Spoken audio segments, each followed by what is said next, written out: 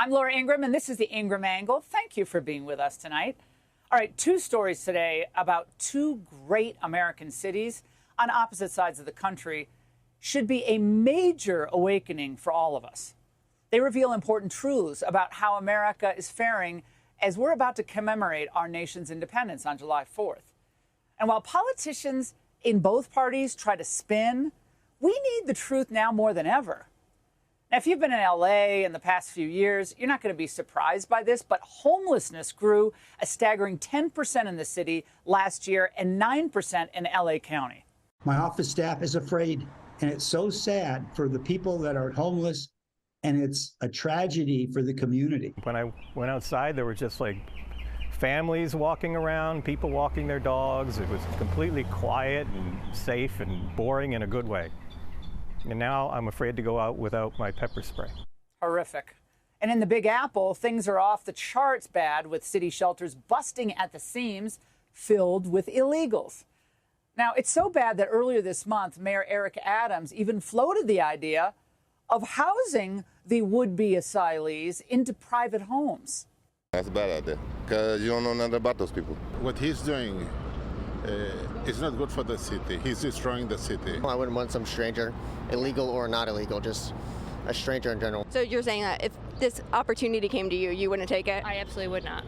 Now, it would be a real mistake for us who don't live in either place to just wave these stories off. And I know it's kind of a tendency, oh, no, it doesn't matter to me.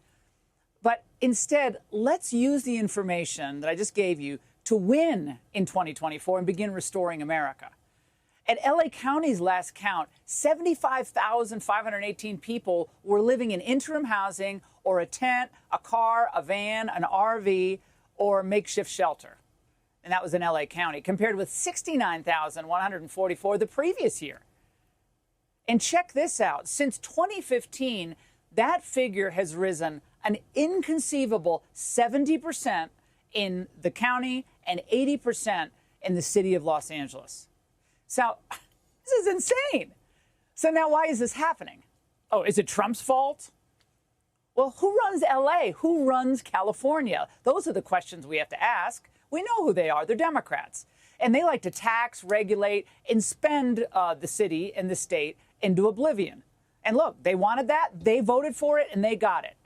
And the official who's in charge of the agency dealing with homelessness said the following in the L.A. Times. The reasons for the spike in homelessness are not fully known, but then pointed to economics as the underlying cause. You think? But then she noted a study by UC San Francisco that found that among people who had leases before becoming homeless, a decrease in income was the most common reason for losing their housing. Well, Bidenomics strikes again. Not a lot of trickle down from my parents' kitchen table when I was growing up. So we're changing. We decided to replace this theory with what the press is now called Bidenomics. I don't know what the hell that is. But it's working. Oh, sure, Joe. Now, let's get you back to bed now, okay? Now, what's obvious is that Bidenomics plus an open border equals a total nightmare for Americans who want to be independent but are overwhelmed by inflation and every other malady that the Democrats' policies are causing. The middle class has been left behind. When you go to the grocery store, you do not see anything that's decreased. Is your grocery bill higher? Absolutely. Yeah. Inflation's through the roof. Do you think the country's on the right track or the wrong track? Totally the wrong track. And would you say you're better or worse off since he took office? Yeah, much worse off. Worse off than we've ever been. Now, I know what you're thinking. When will New York and California vote to save themselves? When is it going to happen? Now, all Democrats can do in response is somehow blame Republican governors like DeSantis or, Abbott in Texas, or propose tax hikes or try to change the subject altogether. Rather than urge new and sane approaches to fix the economy and the border, they try to hold on to power by stoking more division and dangling freebies. Now they're doing the same thing with reparations. Just yesterday, the California Reparations Task Force released its final report and provided 115 recommendations on how Black residents should be compensated.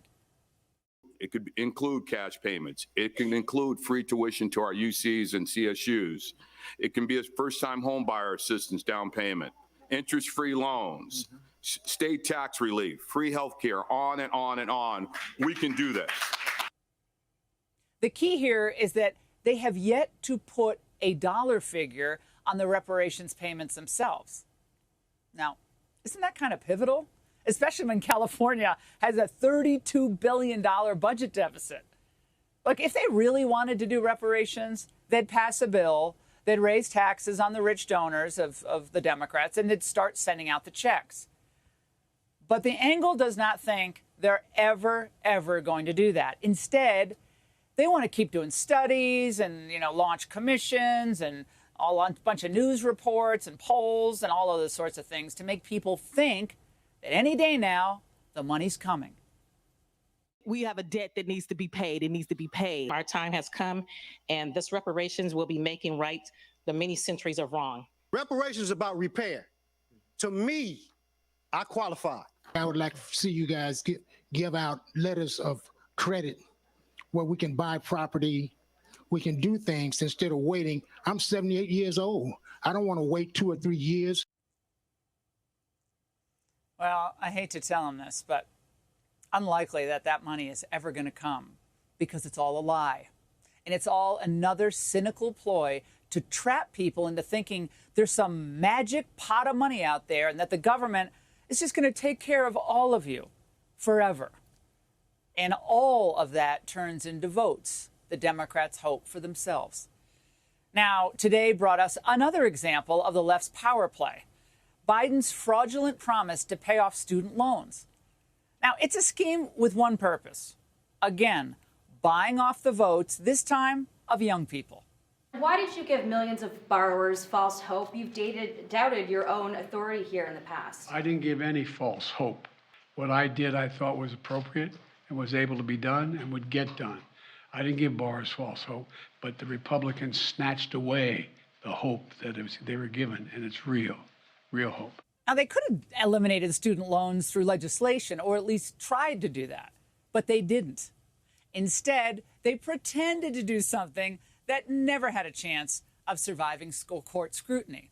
So if you're someone who voted for the Democrats because you thought your student loans were going to be forgiven, or if you voted for Democrats because you thought that you're going to get a big pile of money in the form of reparations, well, I'm here to tell you that you were played for a fool.